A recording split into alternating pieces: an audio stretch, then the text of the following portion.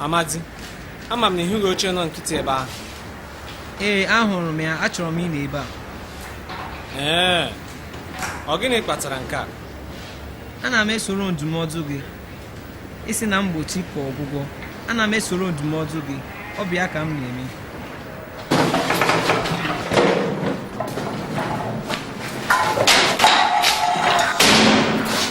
ị kwesịghị ikwu otu ahụ, Amadi. Nne na nna ya nwụrụ n'ọrịa AIDS. Achọghị m ibute ya. Ọ ka mma na ọ pụọla. Amadi, ị na-ekwu inyo.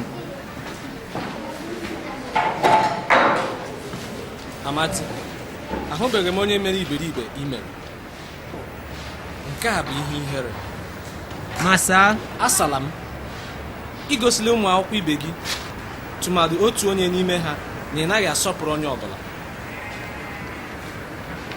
Nke ka nke, igosila anyị niile na aka ga-akụziri gị ọtụtụ ihe gbasara ọrịa HIV/AIDS nke ọma. Chikere na-eri uju ọnwụ nne na nna ya, maọbụ AIDS maọbụ ihe ọzọ gburu ha.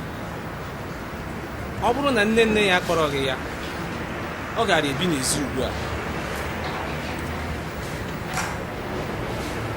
Chikere abụghị inyi egwu gụnyere onye ọbụla. Enweghị onye ọ bụrụ ọghọm.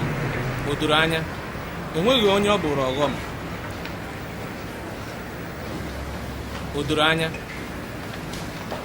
Ihe bụ nsogbu bụ agwa ụfọdụ dịka igosi. Amadi, ya mere m ji agwa gị ka ijikere echi dee edemede gbasara HIV/AIDS nke ị ga-agụpụta na klaasị. Nke a bụ ebe ị ga-enweta mmụta gbasara AIDS. Oge ọnụ ugbu a, ya mere gaa ebe ahụ, gawa ugbu a ka anyị gaa n'ihu.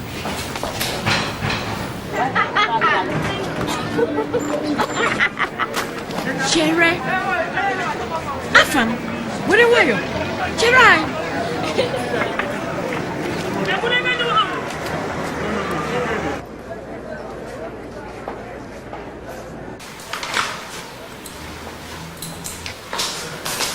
Bọọla.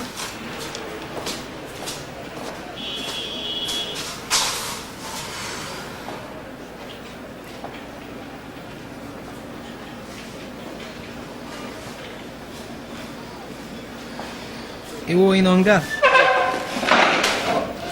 Gịnị ka ị na-eme ebe a? Enwere m edemede iberibe gbasara AIDS. Gịkwanụ? Gee m ntị. AIDS karịrị ihe a na-amụta n'ụlọ akwụkwọ. Ka ọ banye gị n'isi. Ala m. Ọ kara gị mma na ị mụtara ya ahụ. Ị nụla? Ọ dị ezi mkpa.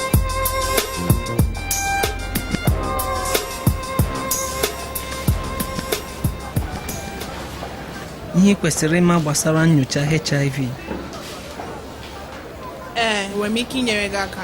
Achọrọ m ịma gbasara nyocha HIV. Ọ dị mma. Ọ bụ usoro eji amata ma mmadụ nwere nje na-ebute AIDS n'arụ ya. Ọ na-abụkarị nyocha a na-eji ọbara eme. Ya bụ iji maatụ, ị ga-eme ya ma ọ bụrụ na iche na ibutele ọrịa ahụ. Ịma atụ.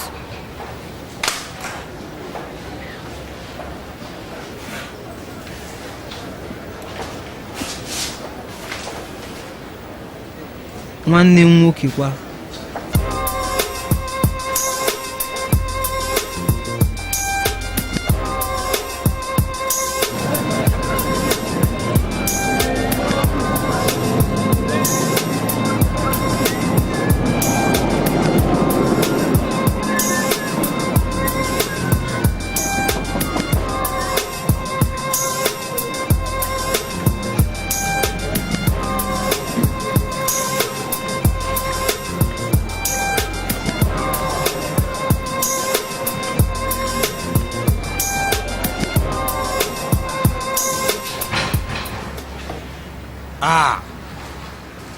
Abịaghị n'oge ọzọ. Ese agbaghara m, ọ ga-amasị m ịgụpụta edemede a gbasara AIDS site n'enyemaka enyi m. Onye ka ọ bụ?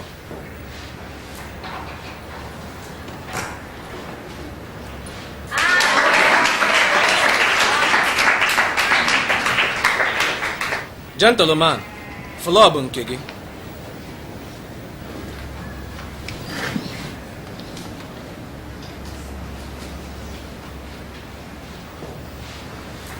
Ewetara m unu ozi ọma.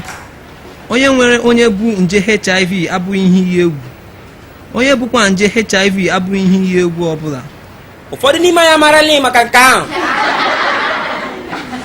Ịma mmadụ ịnwụnanya gị na-ewute nke ukwuu. N'elu ọnọdụ a, ndị mmadụ jụ gị, ọ naghị ekwe odidi. Ihe ezinụlọ ndị nwere nje AIDS dịka ezinụlọ m chọrọ n'ime ihe niile bụ enyi na anyị gba ume, enyi na anyị gba ume. Ezinụlọ ndị dị otu a chọrọ nkwado iji die uju ha na-eru, tinyere ụkọ ego chere ha n'ihu. Eziokwu, ọ dị ụzọ atọ enwere ike isi agbasa nje AIDS: site n'ahụ nne bu ya nye nwa ya, site na mmekọrịta nwoke na nwaanyị na-enweghị mgbochi, na ọ bụrụ na ọbara onye bu nje emetụta nke onye na-ebughị ya. Ma ọra ya ahụ igbochi onwe gị ibute nje HIV. Ụzọ ka mma igbochie ibute ọrịa sitere mmekọrịta nwoke na nwaanyị bụ isoro. Ọ bụrụ na unu bụ di na nwunye na-ebughị ya, ihe ka mma bụ ịma naanị onye ọ bụ gị na ya, iji gbochie ibute ya. Ma ọ bụrụ na ị gaghị asọrọ mmekọrịta nwoke na nwaanyị ma ọ bụ nagide naanị onye ọ bụ gị na ya, nwere rọba mgbochi. Iji gbochie ọrịa ahụ site n'ọbara, ị kwesịghị isonye mmadụ jikọrịta ngwa ndị eji akapụ ahụ dịka agụba, mma mkpị, ndudu, naanị ma esiri ha esi nke ọma. Je dois tout prévenir, on parle de mort, de dizaines, de centaines, de milliers. Le pire humeur humilié, tu sais chez nous, ces choses sont encore tabous. Rien que d'en parler, tout le monde a les nerfs à bout de souffle, à bout ses sous, en lui.